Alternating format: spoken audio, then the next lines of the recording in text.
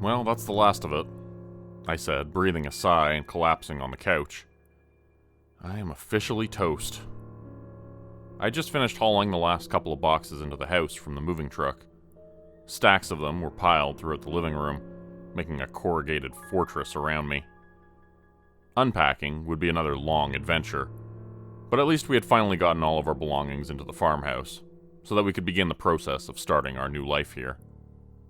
As I lay on the couch, relaxing momentarily, the hairs began to stand up on the back of my neck. I started to get a strong sense that I was being watched.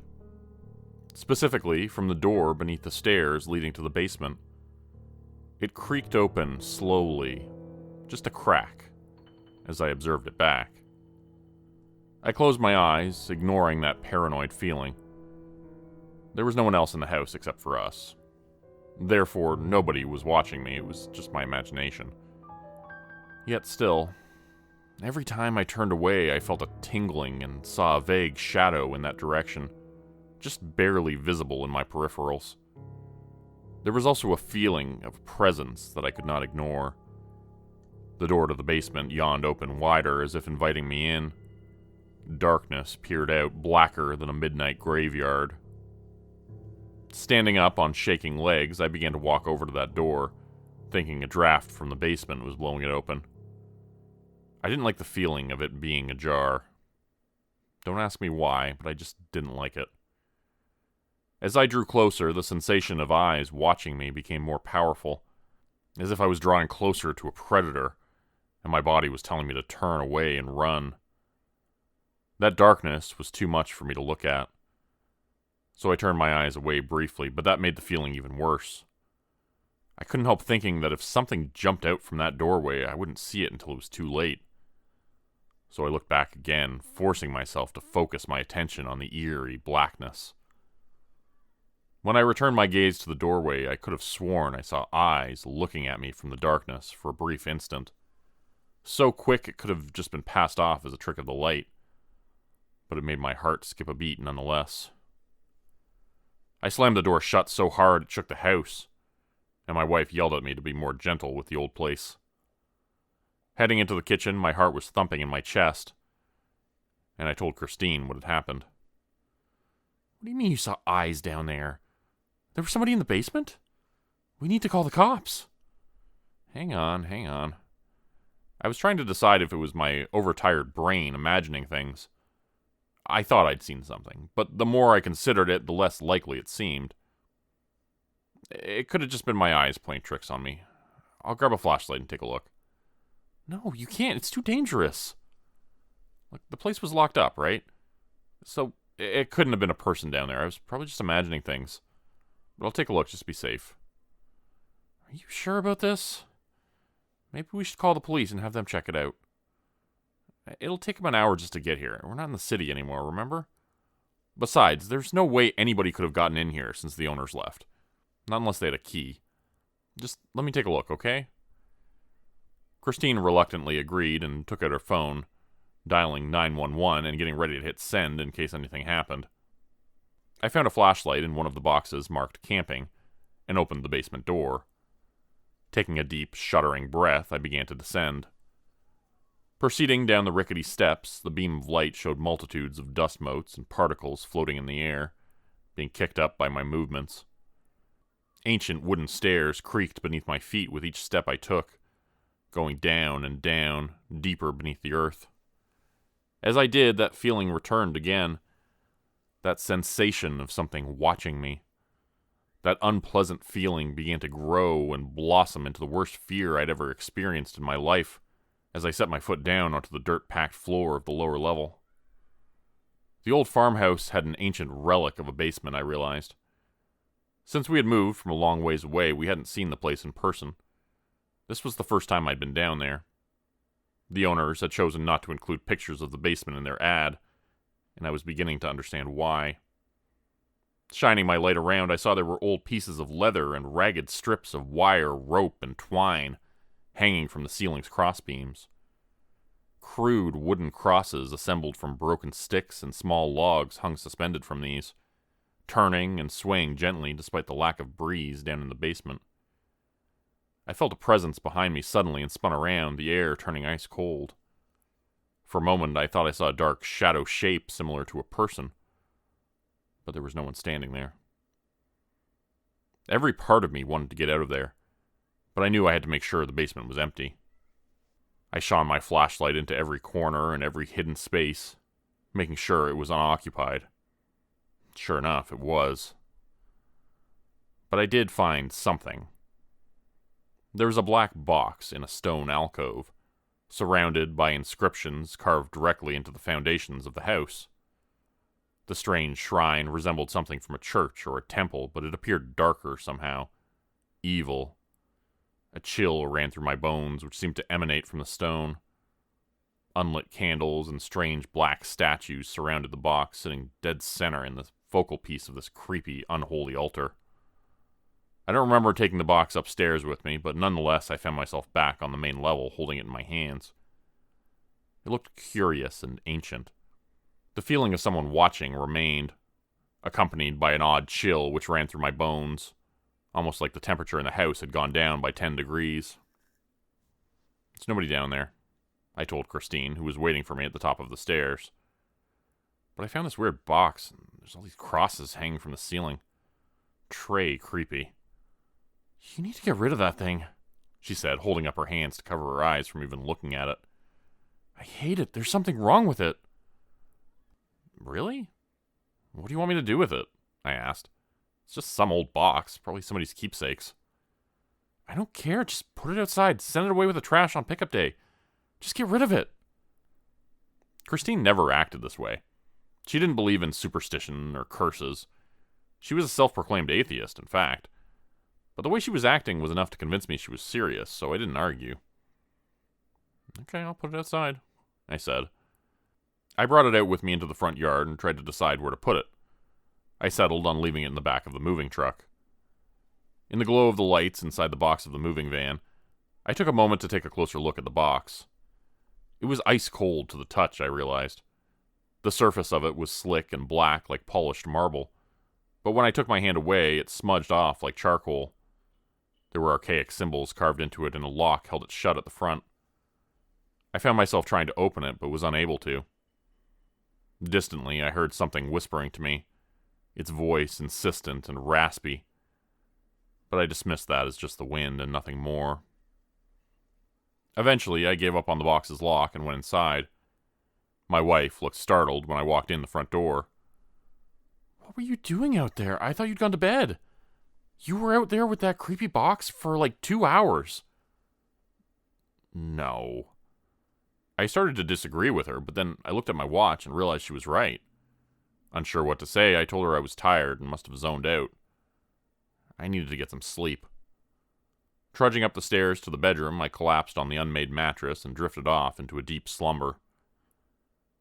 As I slept, my dreams were filled with that dark feeling of being observed, as if eyes were watching me closely from the corner of my bedroom in the shadows. When I awoke, it was still dark outside. I looked around the pitch-black room, feeling uneasy, and saw unfamiliar shapes and shadows I didn't recognize. That sensation of being watched had returned tenfold, and I felt a presence observing me from the corner, where a man-shaped shadow stood. Running over to the door, I went to turn on the light switch. I flicked it to the on position, but the light didn't turn on, and the room remained stubbornly dark. My heart was pounding as I felt that presence staring at me in the room from the corner. I wanted more than anything to turn on the lights, but they wouldn't go on. For some reason, I found myself going back to bed instead of fleeing the room, terrified as I was. I found myself lying back down in bed and tucking myself back in under the covers and staring at the thing in the corner as it watched me. That dark, unrecognizable shape in the corner of the room began to move towards me, the shadow shape of a person reaching out for me, coming for me. I tried to move, but found myself paralyzed. I tried to scream, but couldn't. I woke up panting, covered in cold sweat, and realized I'd dreamt the whole thing. The shape in the corner of the room had revealed itself in the morning light, and I saw it was, in fact, a stack of boxes with coats draped over top of it. It was barely sunrise outside, and Christine was in the bed next to me. She bolted upright, looking startled, and asked what had happened. I had a horrible dream. It felt so real. You know those waking nightmares when you feel like you're up and walking around after being asleep, and then you realize that you were out the whole time? My wife didn't answer. Her eyes were fixed on something across the room. She was looking at the dresser, and her jaw was hanging down. What is that thing doing in here? I told you to get rid of it. You brought it up here and opened it instead? She was pointing at something, and I followed her gaze to see the black box from the basement was on the bureau. But it was open. And I had no memory of doing that. The hell? I didn't do that. I definitely didn't open it, did I? You're telling me you don't remember bringing that box in here and opening it? No, it was locked. I tried. I couldn't get it open. Just get it out of here. I don't want to look at it anymore, okay? Bring it to the dump or something. Just get it out of the house and far away from here. I went over to the dresser and saw the open box was filled with strange items. A lock of hair, a charred piece of clothing, a cross, and other burnt items. There was a powerful odor coming from it as well, unlike anything I'd ever come across. The stench was unpleasant and burnt my nostrils as I drew closer. This is impossible. I know I didn't bring this in here. It's cursed or something. Just get it out of the house, please. My wife was more upset than I'd ever seen her, so I put on my clothes and took the box out to the car with me. I didn't know where the local dump was exactly, but I figured I would go look for it. As I neared the town, I saw an antique shop at the side of the road and pulled over on a whim. I wondered if the owner would be interested in taking the box off my hands, or if he could at least tell me what it was. The bell above the door rang as I entered, and a man came out from the back room, polishing a brass candelabra with a rag. "Good morning," he said in a friendly voice. "How can I help you?" Oh. He stopped speaking abruptly when he saw what was in my hands. The candelabra fell to the floor with a loud clang, and he began to visibly shake as he raised his finger to point at the box. Do you recognize this?" I asked. "Where did you find that thing?" We just moved in up the road, my wife and I. It was in the basement of the old farmhouse up the street. I moved toward him with my hand held out to shake his hand and saw that my fingers were smudged black with the box's darkness. He backed away, slamming into the wall behind him and sending a framed photo crashing to the floor, the glass shattering loudly. "Don't touch me! Don't touch anything! Just get out! Get out and put that thing back where you found it! If you do anything else with it, you will never get your life back. You should have never taken it from its resting place. You should have never come here." I backed away from him, terrified even more than before, especially knowing now that others were aware of the dark powers this box contained. Whatever it was not meant to be moved. Its resting place was of extreme importance. Maybe that was why the house had been so cheap. It came with a cursed basement. The man began to throw things at me, shouting in a foreign language I didn't recognize, then speaking harshly in English, telling me to leave and never come back. He spoke in prayer-like incantations and made the sign of the cross over and over again. I stumbled out of my car and started the engine, driving back towards the farmhouse and wishing we'd never purchased the place. When I pulled up outside the farmhouse, I tried to decide what to say to my wife. How would I explain to her that the box couldn't be moved? Maybe if we just left it in the basement, the presence would leave us alone.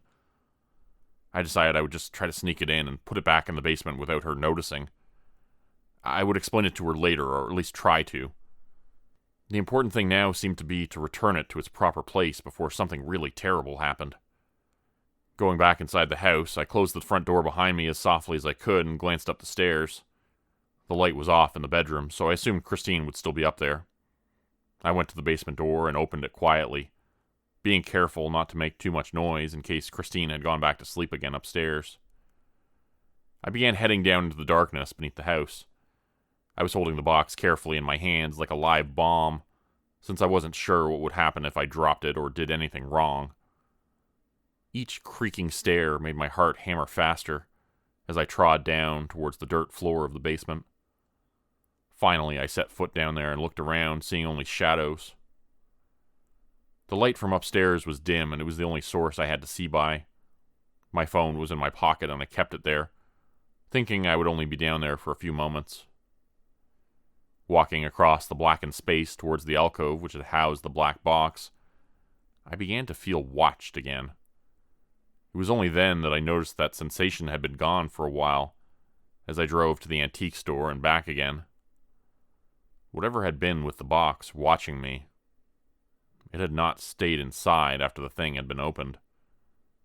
It had stayed in the house, with my wife. A loud bang came from the top of the stairs, and the entire basement went completely pitch black in an instant. I realized the door had slammed shut, and I figured Christine had closed it. Maybe she didn't realize I was home. I began to fumble for the cell phone in my pocket, needing a bit of light to feel safe down in this terrifying basement. But before I could grab it, something attacked me. The shrieking wail it made was inhuman and full of rage. It swiped at me with sharp claws in the darkness as I rolled and ducked away from it, trying to escape. I threw the box down to the floor, hoping to get away. As I got up, I hit my head on a dangling wooden cross and nearly got wrapped up in the twine which suspended it from the ceiling. Stumbling, I tried to find my way to the stairs, screaming for my wife to help me. She didn't answer. A moment later, the thing came at me again. It was fast, but thin, and just a bit weaker than me despite its anger. I managed to grab its wrists and push it up against a wall, then tripped it to the floor. I ran up the stairs, stumbling on the steps and scraping my shins, bloodying them badly. Just as I reached the top, the thing came at me again, relentless, screaming ancient curses with spittle flying in my face. It swiped at my eyes and got one of them, blinding me. The door was just behind me, so I flung it open and shoved the thing away from me. And as the light from the main level came flooding in through the open door, I saw what had been attacking me. My wife tumbled down the steps, cracking her head against the wall on the way down and falling lifelessly to the dirt floor of the basement below. I took a few shaky steps down the stairs, looking to confirm if my eyes had deceived me, but they had not. The thing in the box had stayed behind when I left, and it had possessed my wife, driving her down into the darkness of its lair, where it felt most at home. As I stood there staring at her lifeless body, I saw her begin to twitch. Her fingers began to drum up and down. Then her head began to rock and make a loud, smacking noise as her forehead impacted the basement floor again and again, hard. "Christine?" I called down the stairs. Stop, please." She continued the self-destructive behavior, smashing her skull hard against the dirt floor. I began to take a shaky step down to stop her, but then hesitated. That thing was still inside of her, and it wasn't safe. And yet I couldn't let her just keep hurting herself like that. The meaty sound repeated again and again as I screamed for her to stop, but she wouldn't. But I wouldn't go down there again. And eventually the thing inside of her realized that. "Come and save me, honey," she said in a droning beehive voice. "I need you." No. I just stood at the top of the stairs, waiting. My wife appeared to have broken a few limbs during her fall, but that didn't stop her from moving quickly. Sickening sounds of bone crunching could be heard from the top of the stairs as she got to her feet, her one ankle failing so that she rested her weight on the splintered nub of her tibia rather than on her foot. Whatever was inside of her felt no pain, but it looked agonizing to me. She began to shuffle up the wooden stairs without warning, moving faster than I thought possible, crab-like and inhuman on 4 legs. It looked like she wouldn't be able to make it on her fractured bones, and yet she moved like a relentless insect, her other limbs making up for the deficits of her lost one. Using her arms like additional legs, she began to crawl towards me up the stairs, her fingernails digging into the splintered wooden stairs and breaking off as she raced faster and faster, gaining momentum. I realized at the last second that I'd been paralyzed with terror and threw the door shut, just as she slammed into it with a shuddering bang that rattled the upstairs windows in their frames. There was no lock on the door, and I could do nothing but hold it closed with all the weight of my body. She wouldn't relent for a second, turning the doorknob constantly, pressing with all of her strength against the door, as I grit my teeth and fought against her weight. I'm sitting here still, with my back pressed up against the door, my feet wedged against the opposing wall with all the force I can muster. When I finish typing this out, I don't know what I'll do. Maybe I'll try the police and see what they say. My biggest concern is that they'll want to let her out. She'll probably pretend to be normal when they arrive. She'll pretend I'm insane, that I attacked her. But I know that's not her. It's the thing from the basement, the thing from the black box.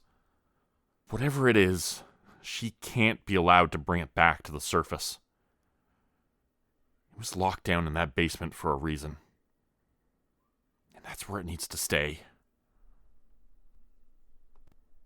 Today's video was supported by patrons like Mark from Earth, Crimson Muse, Joy Burton, Diane Showers, Mark Zawal, Cheryl James, Pick Your Sticker, Teddy Dog, Clue 404, Mamakato, Dante Kincaid, Zarin Ray, Angela Donovan, Blarian50, Devin Kyle, Timothy Baird, Ajeti, Bert Turner, Bajani Espinal, Michael Pierce, Big Joe, Carrie Harkonnen, LaDonna Spivey, Scott Tanaka, Tom Stewart, Sherman Davis, Bryce Shelton, Susan McClendon, Elise Batiste, Lisa and the Cult Jam, Open Circuit, Fabulavore, Raymond Jaggers, That Darn Fox, Raison Detra, Kai Gaming 99, Windy Burns, The Windigo, Michael Squishy Park, The Gemstar, Vault 77 Citizen. If you'd like to help support the channel, please consider joining my Patreon page at patreon.com/Jordan Group Horror. As a patron, you'll get access to bonus videos, content, and a Discord channel. You'll be credited at the end of every video going forward, and if you decide to stay for 3 months, I'll name a character after you, which will be featured in the next Hollow's End story. Links to join the Patreon are in the description. Thanks everyone for listening. Please like, subscribe, and comment to help the channel continue to grow. It really does help a lot. And see you again next time at 4 p.m. Eastern Standard Time. Hope you have a great night.